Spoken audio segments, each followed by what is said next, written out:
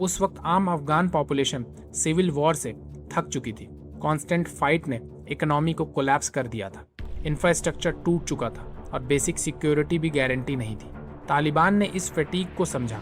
उन्होंने rapid military advance के साथ साथ ये नैरेटिव बिल्ड किया कि वो स्टेबिलिटी ला सकते हैं। 1994 से 1996 के बीच उन्होंने साउदर्न और सेंट्रल अफगानिस्तान के लार्ज एरिया पर कंट्रोल इस्टेब्लिश कर लिया। कई जगहों पर उन्हें लोकल सपोर्ट भी मिला क्योंकि उनका प्राइमरी प्रॉमिस था प्रेडिक्टेबल ऑर्डर। सितंबर 1996 में तालिबान ने काबुल को कैप्चर कर लिया। इसके साथ ही Islamic Emirate of Afghanistan declare किया गया। निजबुल्ला, जो पहले प्रेसिडेंट रह चुके थे और यूएन कंपाउंड में शेल्टर लिए हुए थे, उन्हें पब्लिक एग्जीक्यूशन का सामना करना पड़ा। इस इवेंट ने क्लियर सिग्नल दे दिया था कि अफगानिस्तान में पावर स्ट्रक्चर फंडामेंटल चेंज हो चुकी है। लेकिन तालिबान का रूल सिर्फ इंटरनेशनल गवर्नमेंट तक लिमिटेड नहीं था। इस पीरियड में अफगानिस्तान इंटरनेशनल स्टेज पर फिर से फोकस में था क्योंकि इस दौरान अल-कायदा ट्रांजिशनल मिलिटेंट ग्रुप को अफगान टेरिटरी पर ऑपरेट करने की स्पेसेस मिली और यहीं से स्टोरी एक रीजनल कॉन्फ्लिक्ट से ग्लोबल कॉन्फ्लिक्ट की तरफ शिफ्ट होने लगी। तालिबान का फोकस प्राइमरी अफगानिस्तान के अंदर ऑर्डर एस्टेब्लिश करने पर था, लेकिन उनका गवर्नेंस मॉडल इंटरनेशनल आइसोलेशन की तरफ बढ़ने लगा। इस दौरान 1996 में एक और सिग्निफिकेंट डेवलपमेंट हुआ। ओसामा बिन लादेन अफगानिस्तान वापस आया। बिन लादेन पहले सोवियत वॉर के दौरान अफगानिस्तान में एक्टिव रह चुका था, जब यूनाइटेड स्टेट और पाकिस्तान ने एंटी सोवियत फाइटर्स को सपोर्ट दिया था। उस पीरियड में जो रेजिस्टेंस नेटवर्क बिल्ड हुए थे, उसी फ्रैगमेंट इन्वायरमेंट के बाद में कई नई आर्म्ड मूवमेंट निकली, जिनमें तालिबान भी शामिल था। लेकिन 1990s तक जियोपॉलिटिकल अलाइनमेंट चेंज हो चुकी थी। सूडान से निकलने के बाद बिन लादेन ने अफगानिस्तान को अपनी नई बेस के रूप में चूज किया और तालिबान लीडरशिप ने उसे रिफ्यूज दिया। अल-कायदा नाम का जो नेटवर्क उसने बिल्ड किया था, वो ट्रेडिशनल अफगानिस्तान पॉलिटिकल स्ट्रगल का हिस्सा नहीं था। उसका ऑब्जेक्टिव ग्लोबल था, वेस्टर्न टारगेट्स और बॉर्डर्स जियोपॉलिटिकल कन्फ्रंटेशन पर फोकस्ड। तालिबान और अल-कायदा के बीच रिलेशन आइडियोलॉजिकली अलाइनमेंट और म्यूचुअल बेनिफिट के बेस पे थे। तालिबान को फाइटर्स और रिसोर्सेज मिलते थे और अल-कायदा को सिक्योरिटी और ऑपरेशनल स्पेसेस। इस तरह 1980s के कोल्ड वॉर डायनेमिक्स से निकला हुआ कॉन्फ्लिक्ट 1990s के एंड तक एक नए ग्लोबल डायमेंशन में ट्रांसफॉर्म हो चुका था।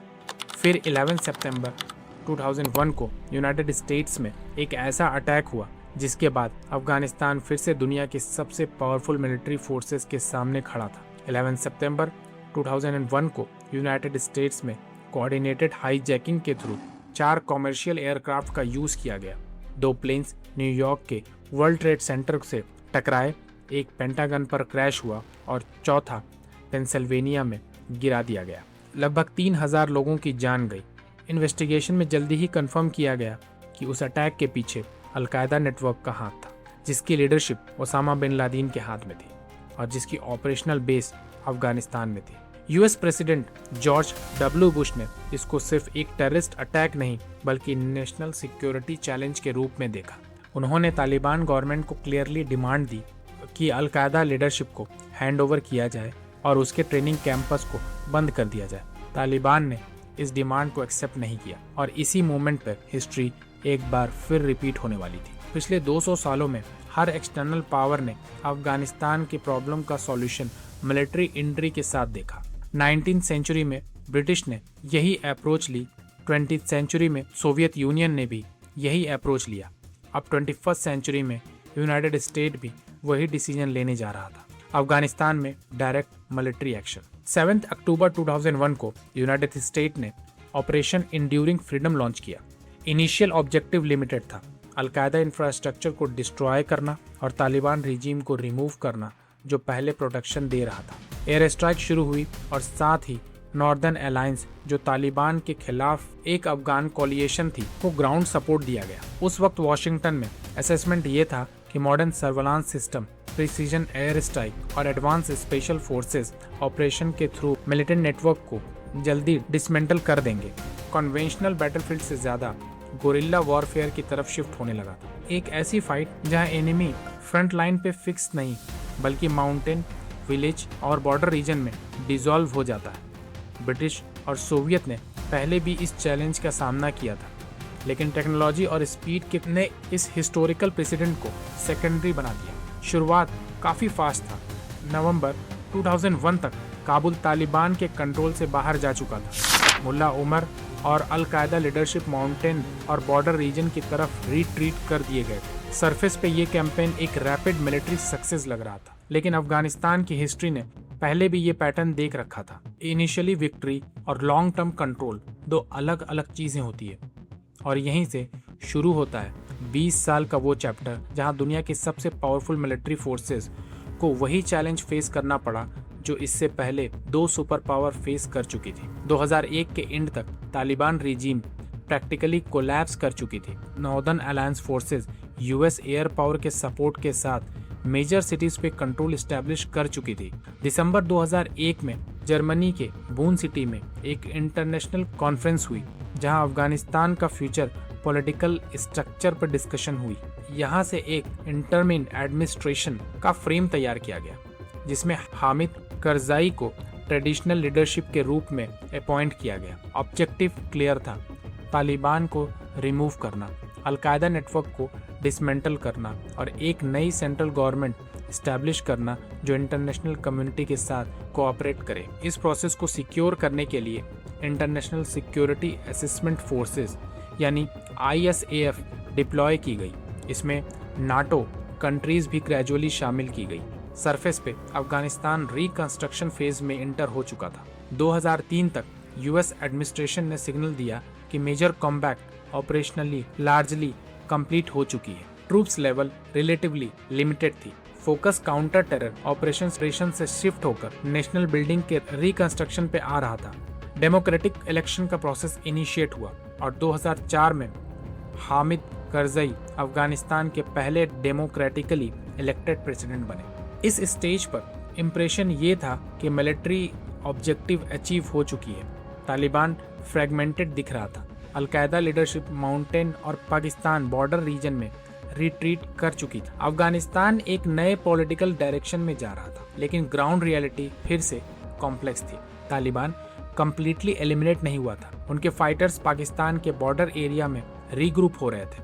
रूरल डिस्ट्रिक्ट में उनका इन्फ्लुएंस धीरे धीरे वापस आने लगा। सेंट्रल गवर्नमेंट काबुल में प्रेजेंट थी, लेकिन कंट्री के कई ऐसे रिमोट एरिया पर इफेक्टिव कंट्रोल वीक था, और इसी गैप में इंसर्जेंसी क्वाइटली वापस बिल्ड होने लगी। 2004 से 2005 के बाद सिचुएशन धीरे धीरे चेंज होने लगी। तालिबान जो 2001 के बाद फ्रेगमेंटेड दिख रहा था, उन्होंने बॉर्डर रिजीम में रीग्रुप करना शुरू कर दिया। पाकिस्तान के ट्राइबल एरियाज में सेफ हेवन डेवलप हुए, जहां से फाइटर्स ट्रेनिंग और प्लानिंग कर सकते थे। ये रिसर्जेंस सडन नहीं था, ये ग्रेजुअल था लेकिन सिस्टमैटिक था। 2005 तक अफगानिस्तान में सुसाइड अटैक्स की गिनती नोटिसेबल तरह से बढ़ने लगी। 2006 में इम्प्रोवाइज्ड एक्सप्लोजन डिवाइसेस यानी IED अटैक्स शार्पली इंक्रीज्ड हुए। नाटो फोर्सेस जो इनिशियली रिकंस्ट्रक्शन सपोर्ट के लिए आई थी, उन्हें अब डायरेक्ट कॉम्बैट रोल में एंटर करना पड़ा। ISAF का मैंडेट एक्सपेंड हुआ और ट्रूप्स नंबर स्ट्रेटेजिकली बढ़ा दिए गए। 5000 से शुरू हुआ फोर्सेस कुछ ही सालों में 10,000 तक पहुंच गया।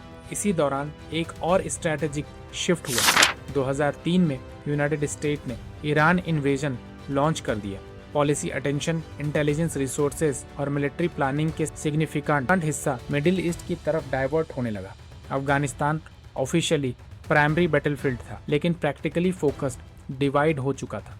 इराक वॉर ने ग्लोबल जियोपॉलिटिक्स को फंडामेंटली रीशेप कर दिया, और उसके स्ट्रैटेजिक कॉन्सिक्वेंसेस पर भी हम एक सेपरेट डिटेल्ड वीडियो में बात करेंगे।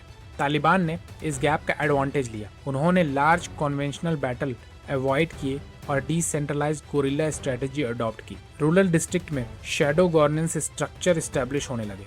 लोकल कोर्ट्स, टैक्सेशन सिस्टम और इंटिमिडेशन नेटवर्क के थ्रू इन्फ्लुएंस बिल्ड किया गया। काबुल में सेंट्रल गवर्नमेंट प्रेजेंट थी, लेकिन कंट्री के कई रिमोट प्रोविजंस में स्टेट अथॉरिटी फ्रेजाइल थी। 2008 तक अफगानिस्तान की सिक्योरिटी सिचुएशन काफी कमजोर हो चुकी थी। सिविलियन कैजुअलिटी बढ़ रही थी। नाटो नेशन के अंदर भी पॉलिटिकल डिबेट इंटेंसिफाई हो रहा था। वॉर एक्सपेक्टेड से ज्यादा लंबी हो चुकी थी। 2009 में बराक ओबामा ने ऑफिस संभालते ही अफगानिस्तान को यूएस फॉरेन पॉलिसी के सेंट्रल फ्रंट डिक्लेयर किया। उनका असेसमेंट था कि अगर तालिबान को डिसिसिवली पुश बैक नहीं किया गया तो अफगानिस्तान फिर से एक्सट्रीमिस्ट सेफ हेवन का बेस बन सकता है, और इसीलिए उन्होंने एक large scale troop surge approve किए।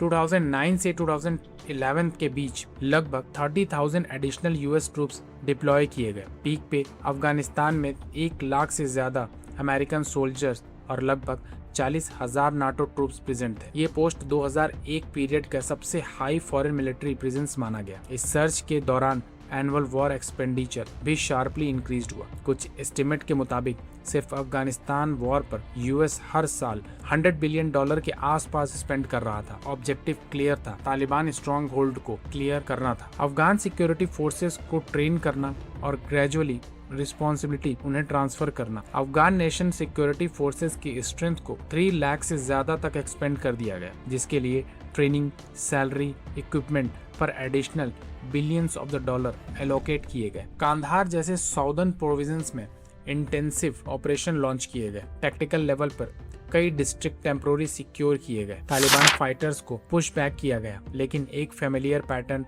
फिर से सामने आया। जब लार्ज ट्रूप प्रेजेंस होती थी तो सिक्योरिटी इंप्रूव होती थी। जैसे ही फोर्सेस रिड्यूस हो, इंसर्जेंट नेटवर्क वापस एक्टिवेट हो जाता। इसी दौरान एक मेजर सिंबॉलिक मूवमेंट भी आया।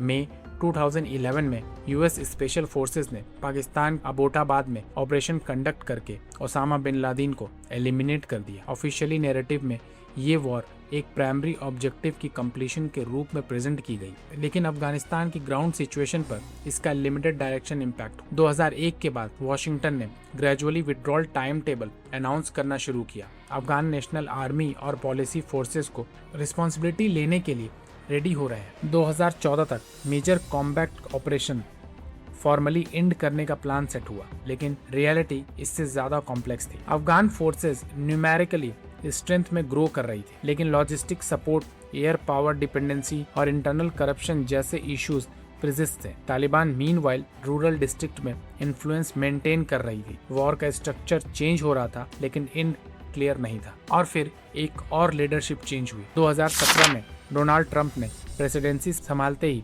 इलेक्शन कैंपेन के दौरान उन्होंने एंडलेस वॉर का सवाल उठाए थे, लेकिन ऑफिस संभालते ही उनका अप्रोच इनिशियली विड्रॉल बेस्ड नहीं था, बल्कि कंडीशनल बेस्ड था। इसका मतलब ये था कि ट्रूप विड्रॉल किसी फिक्स डेडलाइन पे नहीं, बल्कि ग्राउंड सिचुएशन के हिसाब से डिसाइड होगी। उस वक्त तक अफगानिस्तान में लगभग 15,000 यूएस फोर्सेस प्रेजेंट थे। नाटो एडवाइजरी रोल कंटिन्यू कर रही थी। ट्रंप एडमिनिस्ट्रेशन ने एडिशनल ट्रूप्स टेम्पोररी डिप्लॉय किए, एयर स्ट्राइक का यूज इंक्रीज किया और बैटलफील्ड कमांडर्स को ज्यादा ऑपरेशनल फ्लेक्सिबिलिटी दी। 2017 से 2018 के दौरान एयर ऑपरेशन की फ्रीक्वेंसी नोटिसेबल बढ़ गई। टैक्टिकल प्रेशर्स तालिबान पर इंक्रीज हुआ, लेकिन ग्राउंड कंट्रोल का इक्वेशन सिग्निफिकेंटली चेंज नहीं हुआ। तालिबान रूरल डिस्ट्रिक्ट में अपनी प्रेजेंस मेंटेन कर रहा था। Afghan security forces numerically strong थी, लेकिन कैजुअलिटी रेट हाई था और एयर सपोर्ट के बिना उनकी ऑपरेशनल कैपेसिटी लिमिटेड थी। 2018 तक वॉशिंगटन में एक स्ट्रेटेजिक रियलाइजेशन शेप लेने लगी। प्योरली मिलिट्री सिचुएशन से डिसाइसिव विक्ट्री मिलना अनलाइकली था, इसलिए अप्रोच शिफ्ट हुआ नेगोशिएशन की तरफ। 2019 में दोहा कतर में यूनाइटेड स्टेट और तालिबान के बीच डायरेक्ट टॉक शुरू हुई। ये एक सिग्निफिकेंट शिफ्ट था, क्योंकि पहले तालिबान को ऑफिशियली नेगोशिएट करने लायक पॉलिटिकल एक्टर नहीं माना जाता था। यूएस स्पेशल इनवॉइस ज़ैल्मे खालिलज़द ने नेगोशिएशन लीड की। को डील सिंपल फ्रेमवर्क पे बेस्ड थी। यूएस ग्रेजुअली ट्रूप विड्रॉल करेगी और तालिबान गारंटी देगा कि Afghan territory international terrorist group के लिए बेस नहीं बनेगा। फरवरी 29, 2020 को दोहा एग्रीमेंट साइन हुआ। इस एग्रीमेंट के तहत यूएस ने अपने ट्रूप्स नंबर को प्रोग्रेसिवली रिड्यूस करने स्टार्ट कर दिए। उस वक्त तक वॉर पर टोटल अमेरिकन स्पेंडिंग एस्टिमेट के हिसाब से लगभग 2 ट्रिलियन से ज्यादा हो चुकी थी और 24,000 से अधिक यूएस सोल्जर अपनी जान गंवा चुके थे। अफगान सिक्योरिटी फोर्सेस और सिविलियन की कैजुअलिटी के स्केल उससे कहीं ज्यादा थी, लेकिन एग्रीमेंट के एक मेजर गैप था। तालिबान और अफगान गवर्नमेंट के बीच trust deficit, cease fire comprehensive नहीं था, वायलेंस कंप्लीटली स्टॉप नहीं हुई। 2021 में जब जॉय बाइडेन ने प्रेसिडेंसी संभाली तो उन्होंने डिसीजन को रिवर्स कर दिया। अप्रैल 2021 में उन्होंने अनाउंस किया कि सितंबर तक सभी यूएस ट्रूप्स अफगानिस्तान छोड़ देगी। आर्गुमेंट ये था कि 20 साल के बाद ऑब्जेक्टिव रीडिफाइन हो चुके थे और आइडेंटिफाई मिलिट्री प्रेजेंस सस्टेनेबल नहीं थी। जो आगे हुआ वो रैपिड था। अगस्त 2021 में तालिबान ने अनएक्सपेक्टेडली फास्ट टेरिटोरियल एडवांस शुरू की। अफगानिस्तान सिक्योरिटी फोर्सेस कई जगहों पर कोलैप्स होने लगी। 15 अगस्त 2021 को काबुल तालिबान के कंट्रोल में आ गया। प्रेसिडेंट अशरफ गनी कंट्री छोड़कर भाग गए और कुछ ही दिनों में 2 दशकों बाद तालिबान फिर से अफगानिस्तान की रूलिंग अथॉरिटी बन गया। अमेरिका का लॉन्गेस्ट वॉर ऑफिशियली खत्म हो चुका था, लेकिन सवाल वही था जो 19th सेंचुरी से रिपीट हो रहा था। मिलिट्री एंट्री आसान थी, लेकिन परमानेंट कंट्रोल काफी मुश्किल। अफगानिस्तान को इन्वेड करना पॉसिबल है, लेकिन उस पर परमानेंट कंट्रोल एस्टैब्लिश करना बहुत मुश्किल, और इसीलिए अफगानिस्तान को ग्रेवयार्ड ऑफ द एम्पायर कहा गया था।